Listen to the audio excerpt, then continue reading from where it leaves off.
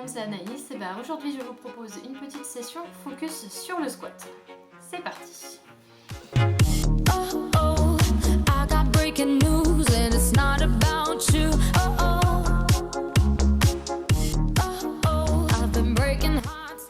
Alors, tout ce qu'il faut savoir sur le squat pour pas vous faire mal. Déjà, pour la position des pieds, vous avez plusieurs possibilités. Soit on vise un squat assez resserré pour travailler davantage le haut des cuisses, quadriceps, ici. Soit vous ouvrez un petit peu plus large, voire très large, pour aller cibler un peu plus les fessiers, en ouverture de hanche. Ensuite, pour le squat, 3 choses importantes. La première, une fois que vous avez calé la largeur de vos jambes, le plus important, c'est de penser à amener les fesses en arrière.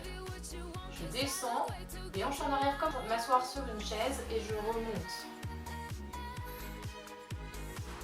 Ici, les genoux n'avancent pas, c'est les fesses qui reculent. Ils restent juste au-dessus de vos talons. On a le poids du corps dans les talons et on essaie d'être léger sur les orteils. Deuxième point important, le buste est redressé. Quand vous descendez ici, sans plonger en avant, je garde la poitrine haute, les fesses descendent, la taille s'allonge et je renforce mon ventre. Même si vous allez creuser légèrement le dos ici sur les squats, le ventre étant engagé, ça va protéger vos lombaires.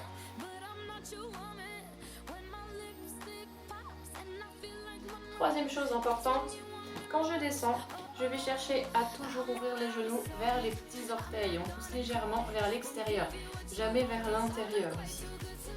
Poids du corps dans les talons, orteils légers et les genoux en ouverture. Vous essayez de bien appuyer sur vos talons pour repousser. Dernier point, quelle amplitude? Je ne vais pas m'étendre ici sur ce qui peut être fait en compétition. On peut voir des squats qui sont très bas avec des charges sur les épaules. On va vraiment chercher à partir du bas pour remonter. Là, je m'adresse à la plus grande partie des jambes, c'est-à-dire pour éviter de vous blesser au niveau de l'avant des genoux, les rotules. On va chercher à descendre les fesses juste au-dessus de la ligne des genoux.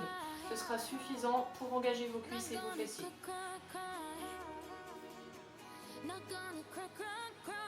Pour la respiration, là aussi, ça dépend de ce que vous cherchez à travailler.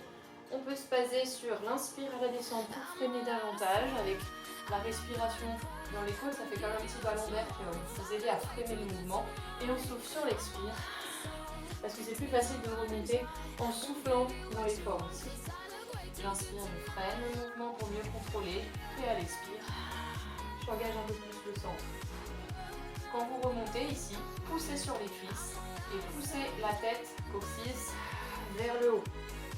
L'erreur la plus mauvaise pour le bas du dos, ça va être de remonter en arrondissant légèrement le dos, surtout si vous le faites avec une charge sur les épaules. On pense bien à garder l'axe coccyx, sommet de la tête et à pousser sur ses jambes. Avec le ventre engagé.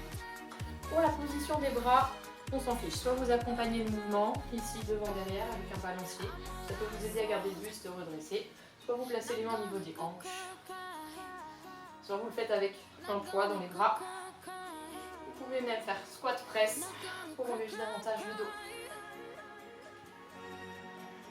C'est parti, à vous de jouer.